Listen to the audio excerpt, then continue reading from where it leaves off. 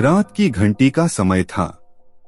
एक छोटे से गांव में सारा सुकून छाया हुआ था, लेकिन एक रहस्यमय हवेली ने उस सुकून को एक अजीब सी छाया में बदल दिया था।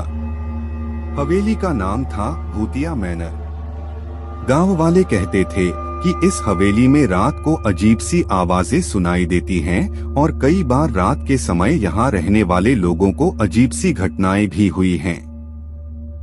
लेकिन यह सभी बातें सिर्फ गांव की बूढ़ियों के मनोबल को बढ़ाने के लिए होती थीं, या ऐसा गांव वाले विश्वास करते थे। एक दिन गांव का एक युवक नामक सुमित ने दोस्तों के साथ मैनर की ओर रुख किया। सुमित एक निर्विवाद और नए विचार के युवक था, जो किसी भी चुनौती को ठीक करने के लिए तैयार था।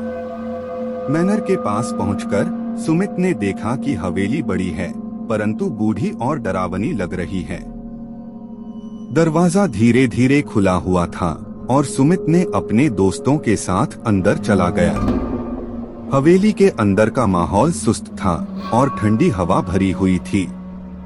वे अंधेरे कमरों की ओर बढ़ते गए, जिसमें पुराने सामान और खैराती चीजें रखी हुई थीं। एक कमरे में सुमित ने एक पुरानी किताब देखी जो अजीब रूप से खुली हुई थी। वह उसे उठा और पढ़ने लगा। किताब में लिखा था, जब रात का समय आता है और चांदनी फीकी पड़ जाती है तो मैनर में कुछ अजीब सी घटनाएं होती हैं। सुमित ने किताब में और पढ़ा, यहाँ रहने वाले लोग कहते हैं कि रात को यहाँ आवाजें सुनाई देती हैं और कई बार वे अपने कमरों के आगे किसी अदृश्य शख्स को देखते हैं। वह कुछ और पढ़ने के लिए मजबूत हुआ, लेकिन एक बड़ी कापी की आवाज से वह किताब गिरा दी। दोस्तों ने वहां की गूंथी आवाज सुनी और सभी ने एक दूसरे की ओर देखने लगे। अचानक एक अजीब सी कापी सुनाई दी, जैसे कोई आगे से आ रहा हो। सुमित और उसके दोस्त तत्पर होकर उठे और आवाज की ओर बढ़े। कमरे के बाहर एक पुरानी सी गाड़ी खड़ी थी, जिसमें एक पुराना ड्राइवर बैठा हुआ था। उसकी आंखों में खौफ और उतावला दोनों थे।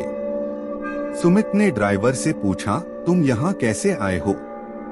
ड्राइवर ने हैरानी भरे स्वर में कहा, मुझे यहाँ आने का कोई याद नहीं है। बस मैं एक औरत को यहाँ छोड़ने के लिए यहाँ आया था। वह कहते हुए उसने गाड़ी से उतरने का प्रयास किया, लेकिन गाड़ी का दरवाजा खुद ही बंद हो गया। सभी ने अचानक समझा कि कुछ अजीब हो रहा है और सुमित ने ड्राइवर की ओर बढ़ते हुए कहा, तुम्हारी मदद कैसे कर सकते हैं? ड्राइवर ने कहा, मुझे यहाँ से बाहर निकलना है। मुझे इस हवेली में आने का भी कोई याद नहीं है, लेकिन जैसे ही मैंने यहाँ कदम रखा, मेरी यादें खत्म हो गईं। सुमित ने देखा कि ड्राइवर की आंखों में कुछ गूंथा हुआ है और उसका चेहरा पीला पड़ा हुआ था। वह उससे कहानी सुनने के लिए प्रेरित हो गया। ड्राइवर ने कहा, मैंने यहाँ एक सुंदरी सी औरत को यहाँ आने के लिए छोड़ा था, लेकिन जैसे ही हवेली के अंदर गया, मेरी यादें टूट गईं। फिर मैंने यहाँ आकर देखा कि यहाँ सब कुछ अजीब है। यहाँ कुछ नहीं है, बस एक अजीब सी शांति है जो मुझे डरा रही है। सुमित और उसके दोस्तों ने ड्राइवर की कहानी सुनी और यह देखा कि उसका चेहरा और भी पीला हो रहा था।